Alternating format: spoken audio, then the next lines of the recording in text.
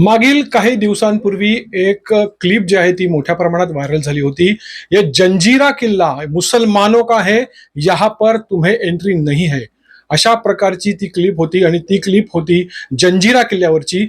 छत्रपती शिवाजी महाराजांच्या या महाराष्ट्रामध्ये, धर्मवीर संभाजी महाराजांच्या या महाराष्ट्रामध्ये असलेला हा जंजिरा किल्ला आहे. त्या जंजिरा किल्ल्यावरती तिथल्या स्थानिक जिहाद्यांनी थेट आपल्या शिवरायांच्या मावळ्यांना इशारा दिला. काय इशारा दिला तर ये किल्ला मुसलमान का है, ज्या विरोधात एकच संतापाची तीव्र लाट जी आहे ती उसळली आणि समस्त महाराष्ट्रामध्ये जे आहे या विरोधात आंदोलनं सुरू झाली आहेत. सह्याद्री प्रतिष्ठान जे आहे त्याने हा मुद्दा जो आहे हा पुढे नेलेला आहे. आणि आता नुसतं जंजिरा किल्ला आमचा आहे असं म्हणून चालणार नाही, तर जंजिरा किल्ल्यावरती कायमस्वरूपी भगवा झेंडा शासकीय मान्यतेनुसारच लावावा अशी एक मागणी जी आहे ती सह्याद्री प्रतिष्ठानतर्फे करण्यात आलेली आहे. माझ्यासोबत आहेत सह्याद्री प्रतिष्ठानचे डॉक्टर शमी गोजमगुंडे आणि सह्याद्री प्रतिष्ठानचे अध्यक्ष असलेले ज्येष्ठ आमदार भारतीय जनता पक्षाचे संजय केळकर. आपण यांच्याशी बातचीत करणार आहोत. एकंदरीतच गोजमगुंडे साहेब, मला सांगा की काय नक्की हा प्रकार आहे, कशा प्रकारे या महाराष्ट्रामध्ये एक शिवरायांच्या मावळ्यांना भगवा ध्वज आणि शिवरायांचा जय जयकार करायला जो आहे तो विरोध होतो. काही महिन्यापूर्वी आमचे सह्याद्री प्रशासनचे दुर्गसेवक जंजिरा किल्ल्यावरती त्या ठिकाणी स्वच्छता मोहीम करण्यासाठी गेले होते.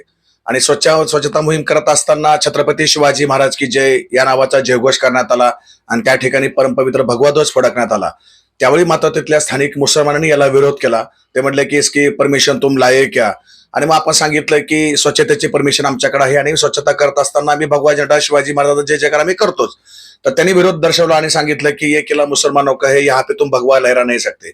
आता आपल्या सगळ्यांना माहिती आहे की छत्रपती शिवाजी महाराज हे संबंध हिंदुस्थानाचे आराध्य दैवत आहेत. परमपवित्र भगवा ध्वज हा आपल्या त्यागाचा, शौर्याचा आणि समर्पणाचा आहे. तर तो ध्वज आपण संबंध हिंदुस्थानामध्ये कुठेही लावू शकतो. आणि जंजिरा किल्ला ही कुणी एका धर्माची मालमत्ता असू शकत नाही, ही राष्ट्रीय संपत्ती आहे.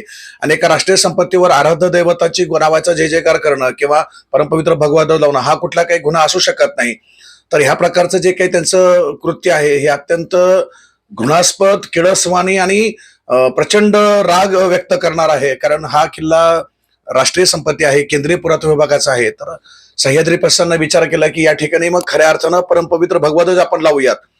परंतु जर आपण भगवा ध्वज त्या ठिकाणी लावला तर हे जिहादी लोक त्याचा अपमान करू शकतात. म्हणून शासकीय इतमामात त्या ठिकाणी आपण झेंडा त्या ठिकाणी कायमस्वरूपी लावला तर निश्चितपणे त्या झेंड्याचं पण त्या ठिकाणी म्हणजे संरक्षण होई जाईल आणि त्या ठिकाणी हे जे काही जिहादी लोक आहेत त्यांची सुद्धा मस्ती या ठिकाणी उतरेल या विश्वासानं आम्ही ही मागणी पुढे घेऊन जात आहोत. मला सांगा, जेव्हापासून मुंबई तरुण भारतनी सर्वात पहिले जे आहे ही बातमी जी आहे ती मुंबई तरुण भारतने जे आहे ती सर्वात पहिले ही जी बातमी आहे ती दाखवली. त्यानंतर संतापाची भावना अजून जी आहे तीव्र झाली. मला सांगा, त्याच्यानंतर तुम्ही म्हणालात की तिथल्या स्थानिक मुसलमानांनी तक्रार करण्याचा प्रयत्न केला, तुम्हाला काहीतरी फोन सुद्धा येत आहेत. काय काय नक्की प्रकार सुरू आहे सध्या?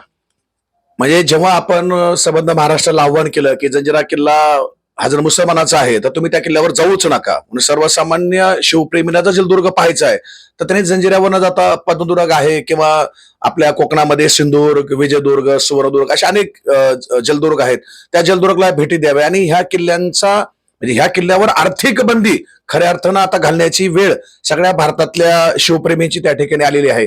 आणि हा व्हिडिओ जेव्हा सगळीकडे व्हायरल झाला आम्ही सगळ्यांना आव्हान केलं की ठीक आहे, हा जर तुमचा मुसलमानाचा किल्ला आहे असं आम्ही ग्राह्य धरलं किंवा आम्ही मान्य केलं एक वेळ, तर मग उर्वरित किल्ले हे आमच्या हिंदूचे आहेत का? मग या हिंदूच्या किल्ल्यावर मग आम्ही जर ठरवलं की मुसलमानाला प्रवेश बंदीच नाकारायची तर मग हे योग्य ठरणार आहे का? तर अशा प्रकारचं दशास तसे याला उत्तर देण्याचा प्रयत्न आम्ही सर्व नुसतं सह्याद्री प्रशासनाचे दुर्गसेवक म्हणून नाही तर सकल हिंदू समाज म्हणून, सर्व हिंदू म्हणून आम्ही ही मागणी आता पुढे जोर दाबून धरणार आहोत. एकंदरीतच खूप गंभीर जो आहे हा मुद्दा आहे. माझ्यासोबत आहेत भारतीय जनता पक्षाचे ज्येष्ठ आमदार आणि हिंदुत्ववादी नेते संजय केळकर साहेब.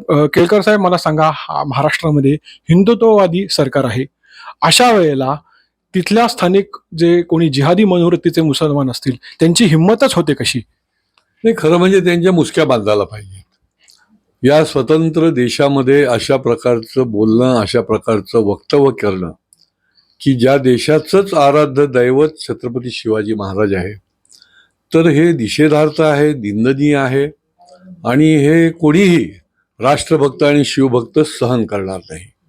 आणि त्याच्यामुळे ज्यांनी कोणी हे अशा प्रकारचं वक्तव्य केलेलं असेल किंवा जे कोणी अशा प्रकारच्या मनस्थितीमध्ये आणि अशी प्रवृत्ती बाळगत असतील तर त्यांचा देखील बंदोबस्त करायला पाहिजे.